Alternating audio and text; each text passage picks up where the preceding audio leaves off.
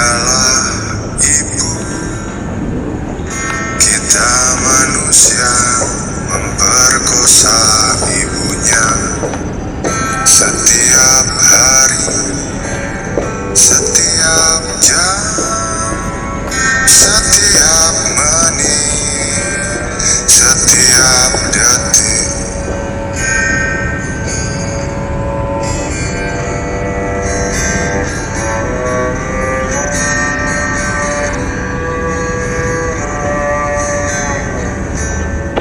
Jika hutan adalah ibu,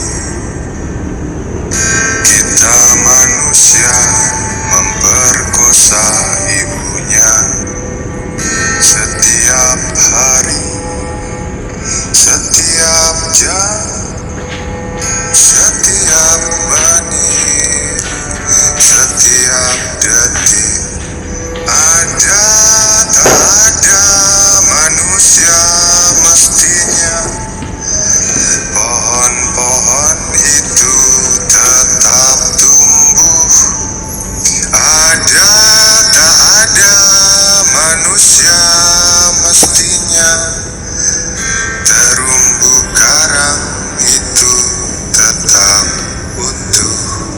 Ada tak ada manusia mestinya pohon-pohon itu tetap tumbuh.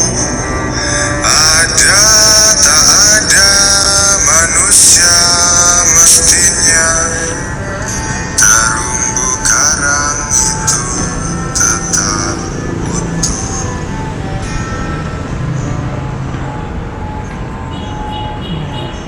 Lo bisa sisir tanah.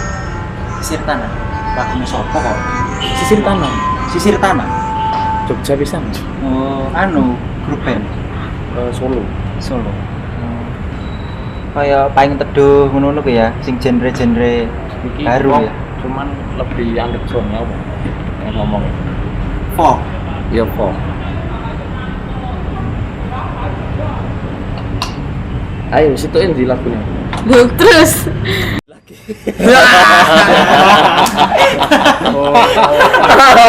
Lha kira lah apa? Pak produser ducu moro-moro iya ngono piye iki, Pak? Biar cut ngono Mas Din. Iya, cut toh. Tapi aja dilereni ben manteng. Engko tak Guyune nganu. ayo. Kowe yo ulap, Jon. Lho, kon gak biasa jadi artis arek iki. Artis lampune gak ulap ngene. Masalahnya ono soboke. Cibris ae gak malah lain.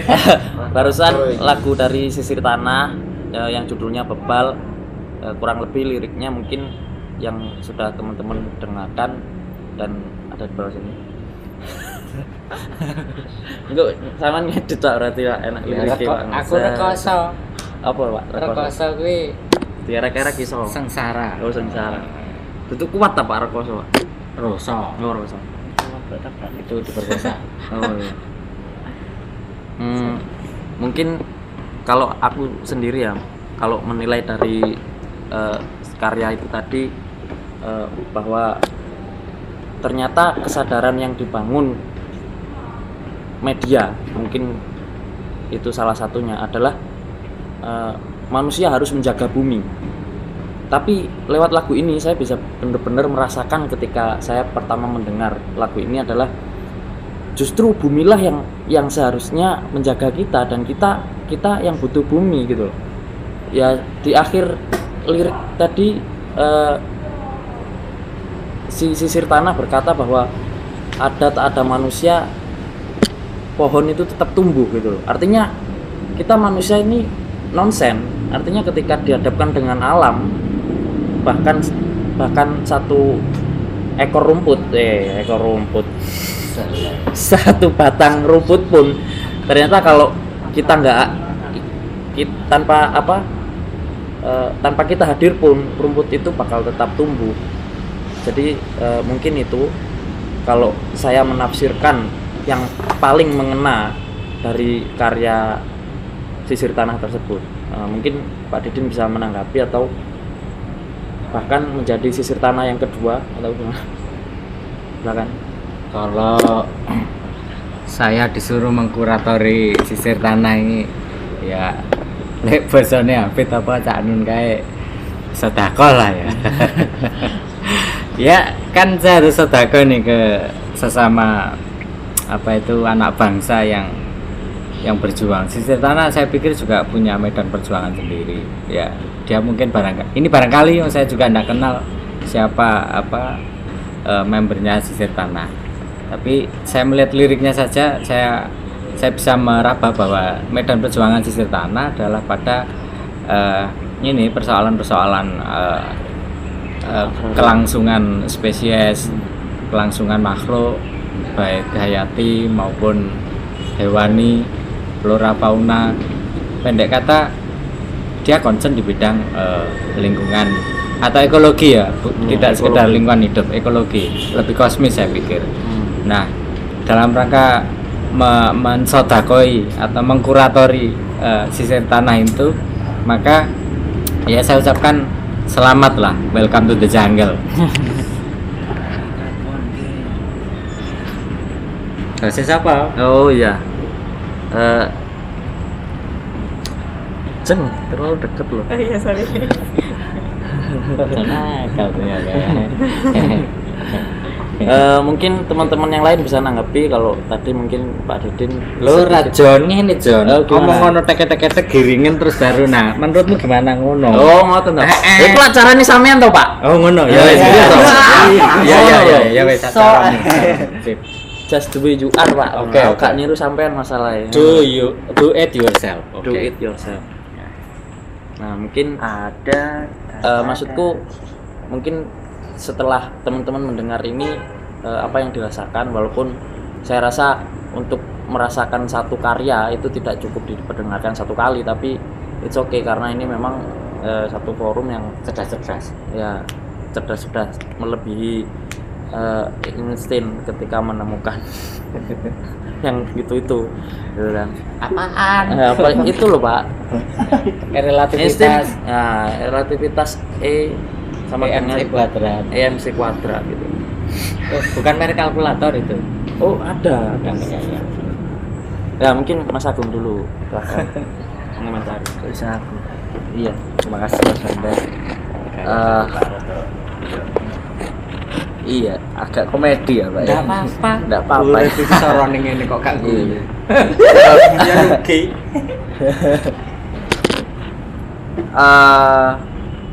Kalau menurutku malah Bahasa Indonesia Agung tumben.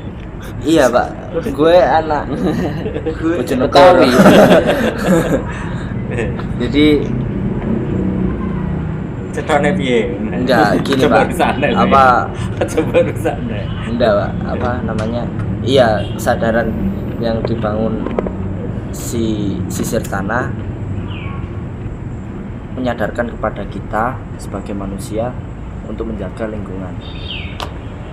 Tapi nggak bisa dipungkiri juga, gitu. Sifat manusia adalah perusak juga, gitu. Jadi kalau sifat manusia juga perusak, entah itu ke apa perusak. Waktu itu ada satu ayat. Korek-korek maksudnya piye? Jadi satu ayat enggak ada ayat-ayat cinta. nggak tahu ayat atau apa, tapi yang pasti percakapan malaikat dengan Tuhan. Kudu enak ya Tuhan kok. Kudu nyimak Tuhan soalnya piye.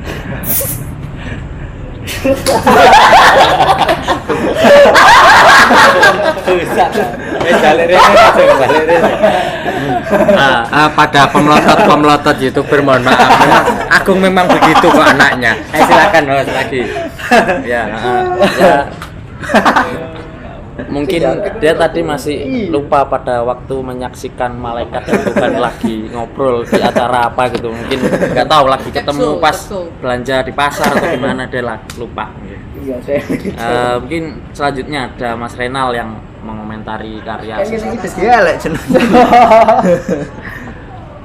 Gimana ya? Kok apa? menanggapi lagu tadi, mendengarkan juga itu. Saya setuju sama kata Mas Nandal kan, walaupun nggak ada manusia di bumi itu, rumput itu tetap tumbuh. Maksud saya gitu, maksudnya kayak zaman apa? Jahiliyah jauh banget. Meganthropus, Olympus. Dinosaurus lah ya kan, ini kayak Agung, T-Rex ya kan. Pemburu ya kan. Ya gitu, pokoknya tetap tumbuh dia walaupun ada manusia atau nggak ada manusia tetap tumbuh. Sip, udah cukup itu aja. Selamat intinya ya. Iya. Nah, buat Cici Tanah. Harusnya ini. Sekali lagi mungkin kalau di medsos kan ada thumb up, thumb down ya kan. Mungkin dari beberapa yang saya mintain pendapat ternyata masih thumb up semuanya, masih kurang lebih setuju dengan apa yang dipesankan, apa yang dilontarkan dari sisir tanah tersebut. Nah mungkin selanjutnya ada Mas Bagus yang mungkin punya perspektif lain tentang lagu tersebut karena beliau terkenal dengan adiknya Plato. Live digital. Enggak, saya sama saja sih dengan teman-teman. Enggak, teman-teman bahwa ya jadi alam ini bagaikan ibu. Jadi kalau di Indonesia dikatakan ibu pertiwi, bukan bapak. Jadi alam inilah yang membesarkan kita, yang memberi makan kita. Maka dari itu perlu kita jaga. Jadi yang terjadi sekarang adalah malah revolusi industri di mana ditemukannya minyak bumi, kemudian kendaraan-kendaraan bermotor yang itu justru malah merusak alam sendiri. Kasih dari itu. Tersangka ngono ya. Bingung tau mau meten ning ndi. Ya mboten nggih ning Apit Pak Mas. Iya. Untung aku. Ya kurang lebih ada sedikit tambahan lah, mungkin dari Mas Bagus menanggapi bahwa apa yang dihasilkan bumi ternyata merusak bumi itu sendiri, kurang lebih kaitannya dengan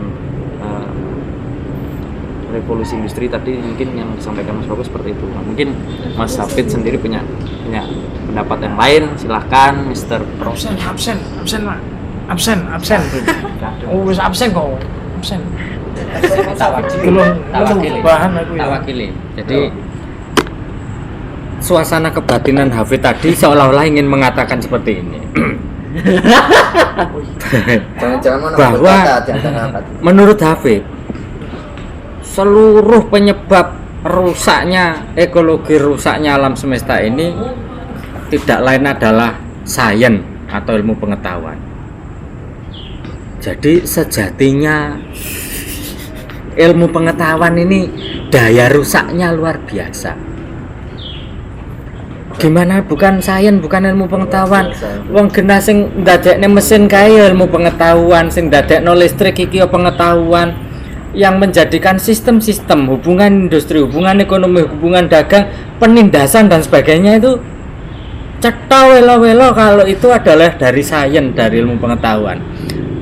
Maka sebenarnya hari ini kita kutuk bersama-sama apa yang disebut dengan sains itu. Nah, kayaknya situasi kebatinan Hafid mengatakan begitu, tapi ada juga yang tidak setuju, seolah-olah ada suara lain dari entah dimensi yang mana, yang namanya Pak Lukman mungkin barangkali bisa nambahkan. Oh, saya dimintai pendapat ini. Suara dari Oh iya, terima kasih. Saya dimintain pendapat. Tapi saya sebelumnya karena ciri khas saya kan selalu gitu ya. Elane. Iya. Ini sing enak ya dah. Sebagai perkara ya di tengah. Empuk anget. Nah, kan gini toh ya. Itu menarik itu. Jadi kalau kita melihat misalkan hubungan habluminal alam itu ya, antara manusia dengan alam. Kan orang meng habluminallah habluminanas, ada juga habluminal alam. Nah ning ndi menungso iki panggone ning alam ya mesti ya kudu dirembuk juga hubungan antara manusia dengan alam, manusia dengan kosmos. Tentang studi kasus itu saya barangkali coba kita lihat misalnya pernyataan orang-orang barat itu kok seolah-olah menyalahkan orang-orang yang bangsa-bangsa yang memiliki iklim tropis, di mana dia seolah-olah diberikan atau dijelentrai tugas untuk menjaga alam, tapi kok yang kritis ini kok orang barat. Artinya misalkan orang Indonesia di mana di situ terdapat banyak sekali hutan, banyak sekali di situ adalah hutan, di situ adalah tempat hutan itu tumbuh. Kalimantan misalnya, itu banyaknya illegal logging, penebangan pohon, itu kan seolah-olah yang dipersalahkan orang Indonesia. Ketika kemarin itu di Lampung kabut asap, nah itu yang disalahkan juga orang Indonesia, karena yang bertugas untuk menjaga yang bertugas untuk menjaga kelestarian alam dan lingkungan ini kok seolah-olah dilimpahkan kepada orang-orang yang berada di iklim tropis atau di daerah yang harus menjaga alam itu sendiri, seperti bangsa Indonesia atau bangsa-bangsa yang subur gitu. Nah, kalau kita foto dari Google Earth itu misalnya, itu kan asap itu seolah-olah yang paling hitam itu di daerah Indonesia. Asumsinya di situ polusi udara terparah itu justru ada di negara yang seharusnya menjaga kelestarian alam itu. Nah, padahal yang memproduksi industri kendaraan, industri kemudian yang melakukan praktek-praktek industrialisasi itu kan sesungguhnya secara keilmuan adalah ulah dari bangsa yang mendaku sains itu sendiri sebagai poros gitu ya. Bangsa barat dalam hal ini yang kuat dalam tradisi sainsnya.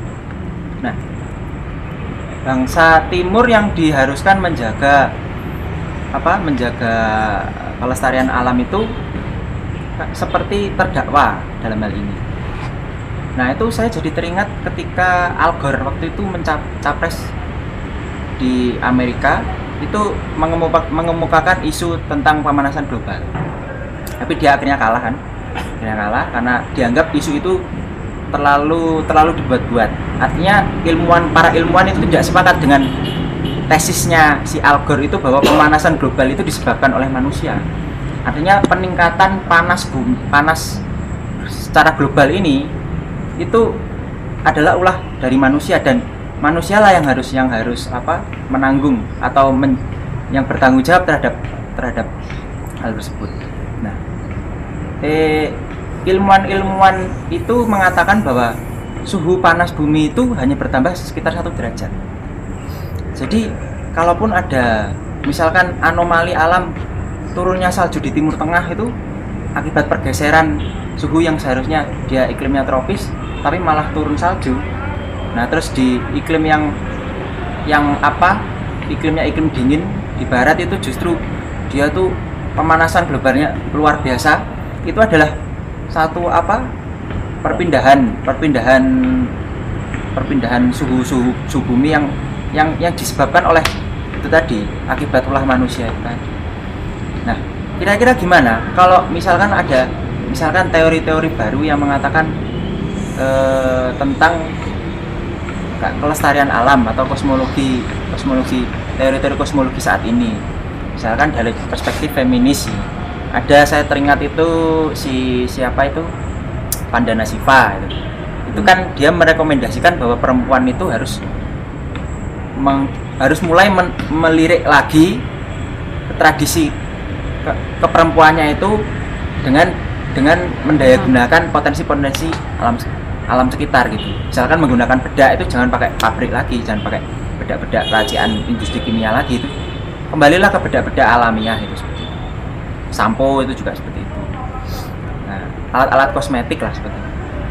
Nah, saya pikir yang lagunya tadi itu kok seolah-olah mengatakan tugas dari kebobrokan atau mulai merosotnya performa alam bumi kita ini, ibu pertiwi kita ini adalah tugas seluruh umat manusia, bukan lagi tugas orang barat, bukan lagi tugas orang timur, bukan tugas orang Indonesia, bukan tugas orang Amerika atau orang Inggris yang negara adidaya, tapi tugas seluruh umat manusia dalam menjaga bumi.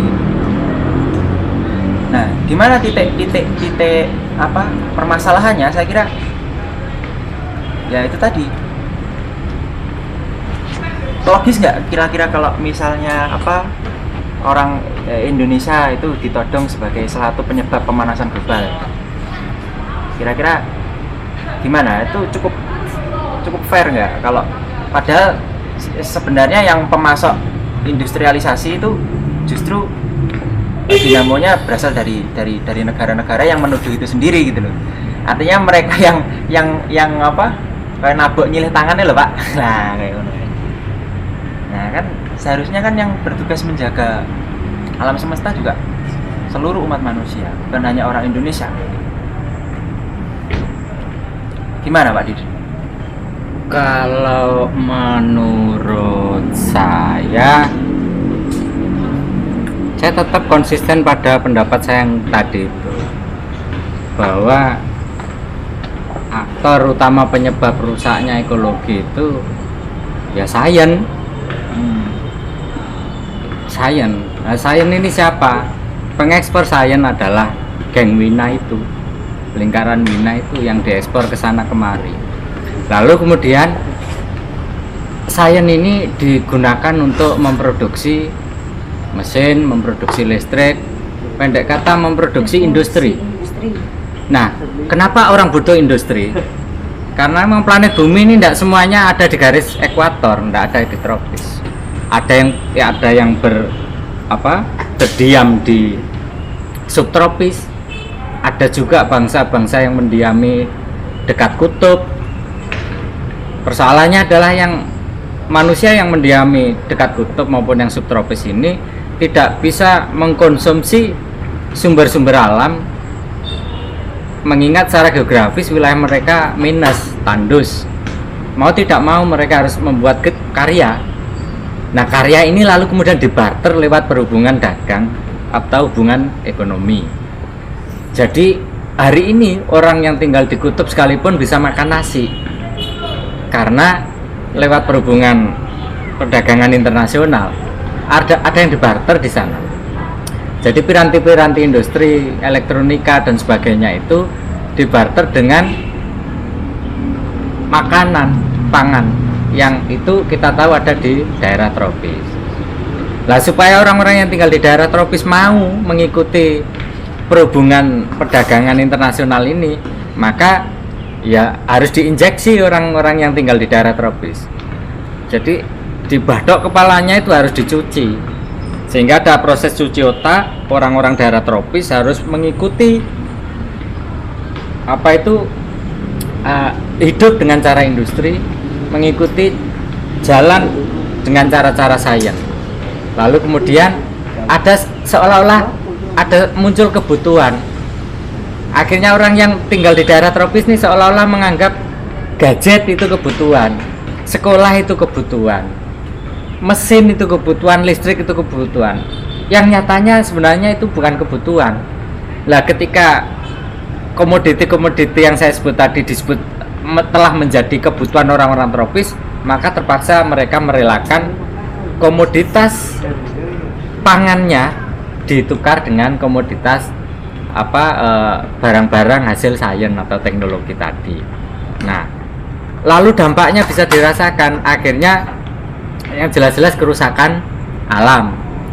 Nah, kalau kemudian orang-orang yang tinggal di daerah tropis hari ini dikritik oleh orang-orang penyebar sains atau orang barat itu sebagai sebuah kritik yang salah alamat.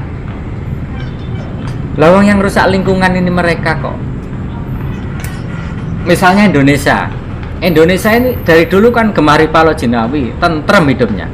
Lalu kemudian distimulus terus-menerus, dirayu-rayu terus-menerus supaya mengikuti gaya hidup mereka. Akhirnya Indonesia disuruh menempuh jalan pembangunan. Lah karena pembangunan tentu butuh modal. Modal pembangunan selain alam, SDA, SDM, lalu ada sekolah. Selain SDM apa? Manufaktur, butuh mesin, butuh listrik. Nah, akhirnya utanglah dia. Lah, modal pembangunan ini selain diambil dari utang, diambilkan dari mana lagi? Ya dari eksploitasi alam. Indonesia biar bisa membangun terpaksa mau ndak mau ya harus babat hutan toh. Wong kekayaan alamnya berupa hutan. Akhirnya hutan yang ditebangi dipakai untuk ongkos membiayai pembangunan. Lalu sumber-sumber mineral juga dikeduk untuk membiayai pembangunan. Sehingga booming minyak, booming kayu, booming kapas dan sebagainya itu sebenarnya adalah akibat, bukan penyebab. Nah, begitu booming ini sudah habis, lalu kemudian orang-orang barat teriak apa yang disebut dengan pertemuan Rio de Janeiro itu, yang nyalahkan orang-orang yang tinggal di negara tropis termasuk Indonesia disalahkan. Ya kita tidak mau, kita melakukan pencemaran, kita mengorbankan lingkungan hidup kita itu kan dalam rangka mengikuti jejakmu. Kamulah yang nyuruh-nyuruh saya supaya menjadi negara maju. Celakanya yang disebut negara maju itu seperti sampean. Nah, akhirnya aku ikut jalani sampean. Supaya ikut jalan sampean, aku terpaksa harus ada yang saya korbankan. Apa? Ya lingkungan hidup. Untuk saya barter dengan kemajuan. Lah saiki kemudian kita disalahkan. Orang butuh mobil, butuh sepeda motor, butuh macam-macam yang akhirnya itu bermuara pada polutan. Ini sejatinya kan bukan maunya orang Indonesia, tapi maunya mereka. Kita dijadikan sebagai negara konsumen. Bahkan kalau merujuk pada teori W.W. Resto itu sudah cetha itu di sana, bahwa pembangunan itu dilakukan bertahap. Dan tahap paling akhir adalah tahap high mass consumption. Sebuah masyarakat dengan konsumsi tinggi. Hari ini kita adalah high mass consumption itu. Apa yang dikonsumsi? Mengonsumsi sampo, mengonsumsi sabun, mengonsumsi kosmetik, kimia, farmasi. Wah, apalagi farmasi ini yang paling berbahaya. Lah, sekarang kok saiki awak dhewe salah. Sing salah tetep barat. Sopo? Sayen wis cetha ngono wae. Wong sayen kok diberhalakan. Ayo rek, liane aja aku ae kesane muring-muring ini. Sekali-kali bikin narasumber lah, Pak. Oh iya, bikin narasumber. Narasumber saiki, Pak. Lah, akhirnya kelakon. Adiknya W.W. Resto barusan ngomong ya kan. Seru, saya kira dari beberapa bait dan beberapa bar lagunya Sisir Tanah yang kemudian teman-teman punya perspektif sendiri-sendiri. Mungkin tadi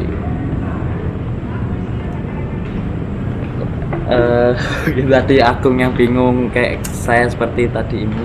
Terus di situ Mas Renal yang kurang lebih kalau bumi yang akan menjaga kita, bukan kita yang menjaga bumi, seperti itu. Lalu Mas Bagus dengan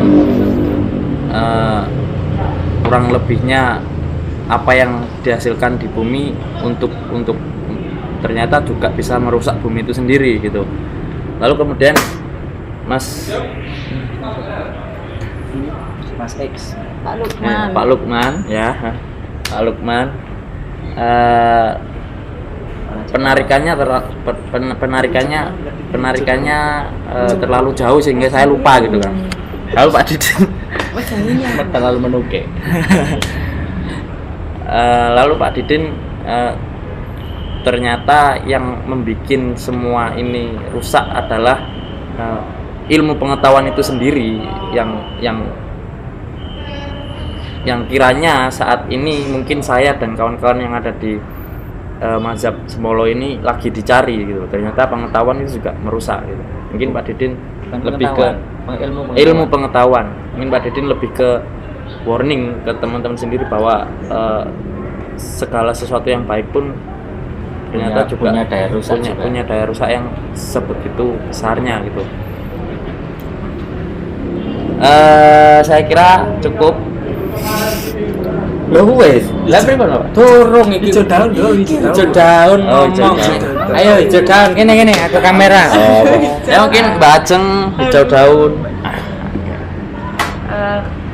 Oke, terima kasih atas waktunya. Mungkin kalau saya sendiri sih persepsi saya menurut mengenai lingkungan sendiri adalah di mana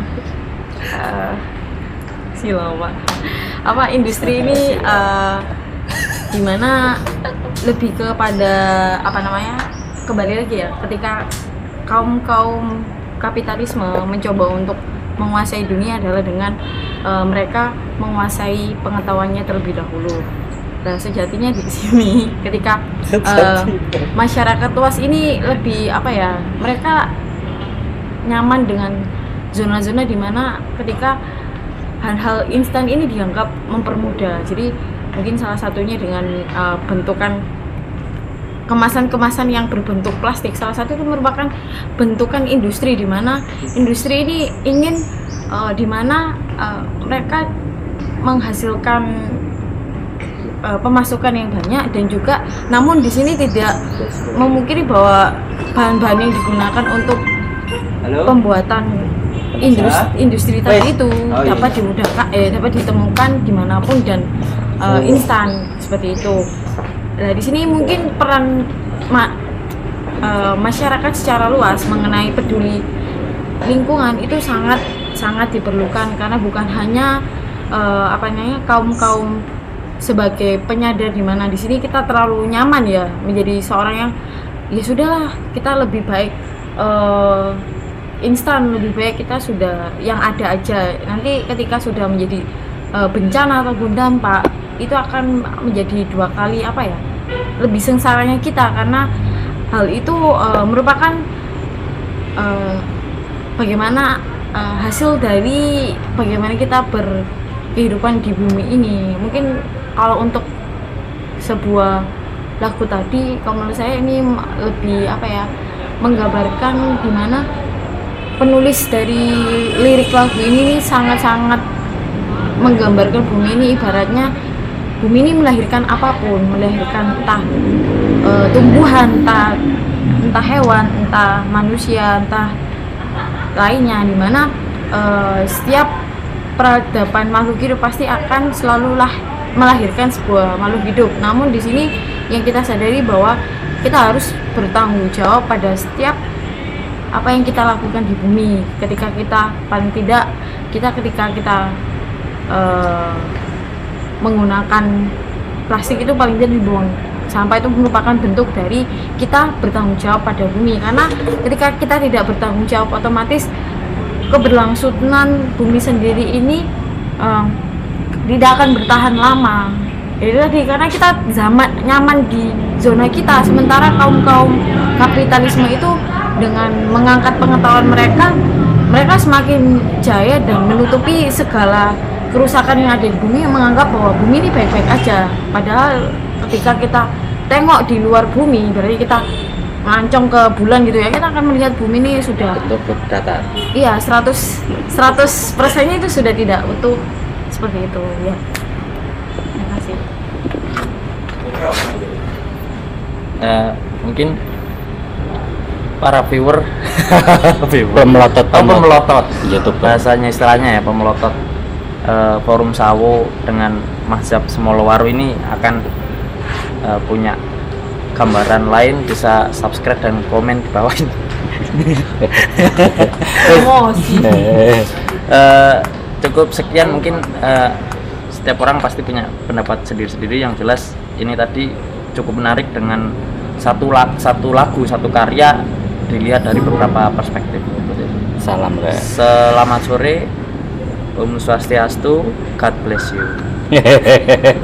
Allahumma shalli ala Muhammad. Allahumma shalli.